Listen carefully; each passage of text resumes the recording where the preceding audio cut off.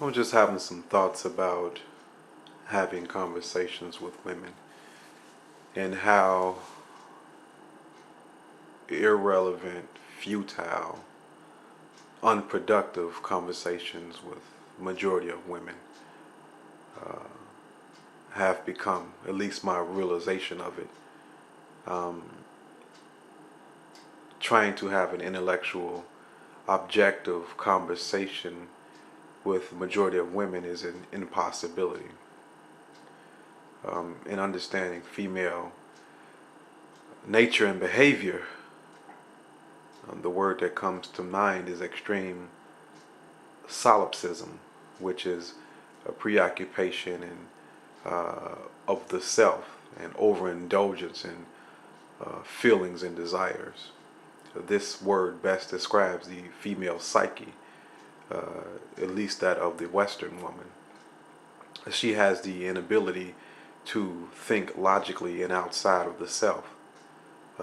Every conversation you have with her, uh, its relevancy is based upon uh, her own desires and self. So if it doesn't in a way include her and her immediate surroundings in life, the conversation is irrelevant and she is opposed to it. Um, Women are completely subjective and almost impossible for them to be objective. That's why when you talk to women about um, the subject of men and men's rights and the feelings of men and the thoughts and ideas of men, or when it comes to um, the black community, its liberation or development, she's completely divorced from that ideal because what does that have to do immediately with her? And she would only approach the situation and the subject as it relates to her. So, for example, um, women do not care to understand men in an objective fashion. They only seek to understand men as it relates to them, their agenda, and a man's servitude to them. When you look at the magazines that are written geared towards women, the articles in the magazine is completely obsessed with the idea of how can a woman get what she wants from the man. Women don't care or understand war, competition. Um, Women don't understand the creative spirit and process that is man. She doesn't care or understand about great inventors and scientists and um, activists and anything of the sort. Anything that is man that is unrelated to her directly is of no use in conversation. That's why when you meet a woman, the first thing she talks about is having a guy that makes her laugh, someone that offers endless entertainment for her. No critical thinking, nothing beyond the self, nothing as far as advancing civilization. She only wants to be advanced uh, in herself. She doesn't care about the next human being. Well, some may say, well, some women, they give to the homeless and go to shelters and so on and so forth to help out. There are women that are humanitarians. It is of my opinion that if you do find a woman that's humanitarian, she's doing that because of the feelings that it gives her. The feelings of, oh, this feels good. Not that it is good, but that it feels good and it gives her a sense of self-righteousness. Um, I think there are very few women who can look outside themselves and truly be objective about anything. It is simply female nature to only be concerned about ourselves, and not in even areas of just survival, but in all areas of life. How does this conversation benefit her? How does this education, or how does this subject, whatever it may be, where is her derived benefit? And where there is no derived benefit, the female is simply not interested. She only wants to know what's pleasing to her, what's pleasing to the eye, what makes her feel good.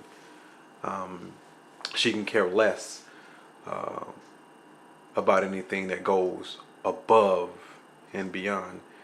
So in light of that, having conversations with women is very frustrating because they resort to not objective truth, but to subjective opinions, and they use shaming language. For example, if I'm asking a question about how to understand uh, women according to women, which is a crime because women lie to themselves, of course, and can't be truthful about anything because all women see themselves as angelic, and as if there are no faults to be had.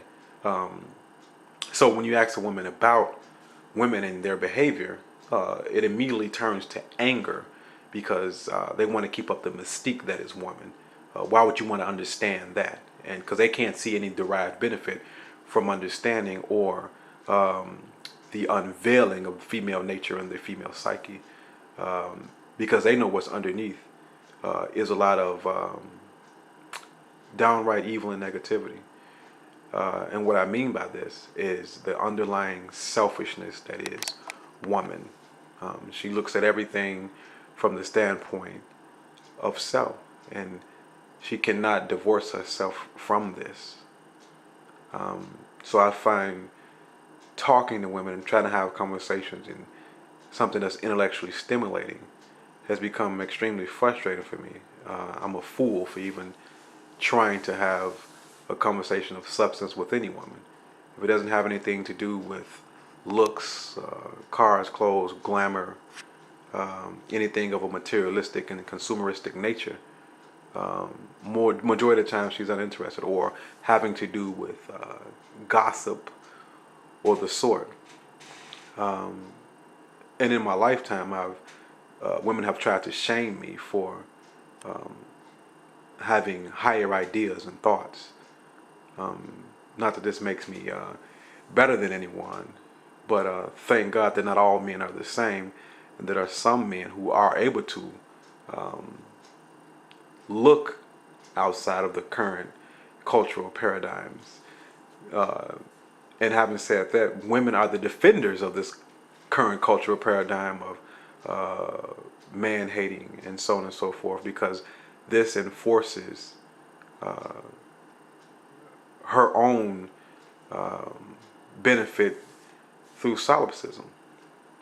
The current cultural paradigm says that women are princesses, can do no evil, can do no wrong, are not accountable, are not held responsible for anything, are victims only, in need of protection, but at the same time and in the same vein, should be looked at as equal and independent and strong. Uh, it is a huge circus of the society we live in. And as I become more conscious and more aware, and taking the red pill over the blue pill, I'm seeing how conversations with women really is not beneficial. And along with that, having conversations with feminized men, the white knights, manginas, and simps who feel they should defend the current cultural paradigm of the worship of the female, it's just like talking to a woman. In fact, in this day and age, I'm seeing that the only thing that separates men and women nowadays is a penis, because men tend to think, act, believe, and desire the same things as women. You know, men nowadays are just as concerned with shoes as women are, gym shoes, and just as concerned with clothes. I mean, why would men, especially these celebrities, why would a man need $100,000 worth of jewelry? I mean, this whole world has become feminized, and it's unbelievable what we have today. So, since there are very few real men in the world who see themselves as men and understand a man's natural behaviors and tendencies, and don't believe in the conditioning that a man's natural proclivities and natural inclinations are not evil and wicked, except those natural proclivities that deserve, I mean, that those natural proclivities that serves the female, and that any proclivity or any inclination or ideology that serves man being evil, I just see the whole society working against that. So what I mean by real man is one who is self-aware and understand who he is and his nature, what God has made in him, what God has intended, is not evil. His desires, his thoughts, his ideas, his creative process, his sexuality, none of these things are inherently evil. But yet and still, this feminized society will shame you into thinking that it is so. And indeed, that is the red pill to understand what is man and what is woman and the differences between them. We are not equals. We are not the same. Ontologically, we're not the same. Mentally, men and women are different. And our society is pushing for gender neutralism, for lack of a better word. And this is sickening. And so my point I'm trying to make to all the brothers out there, that I realize that when you become more aware, that you become lonely, that we have to walk our paths alone, and the only outlet is YouTube. The only outlet is the videos that are made by other brothers with like minds, those who see outside of the matrix and understand what our society has always been and is becoming more of, which is completely feminized. So talking to a woman is just useless, and talking to most men is just useless. So probably make more YouTube videos, as this is the only outlet that's available, and continue to understand the world in which we live, and pretty much be a lone wolf. And I realized that a real man is pretty much alone in his thoughts, his ideas.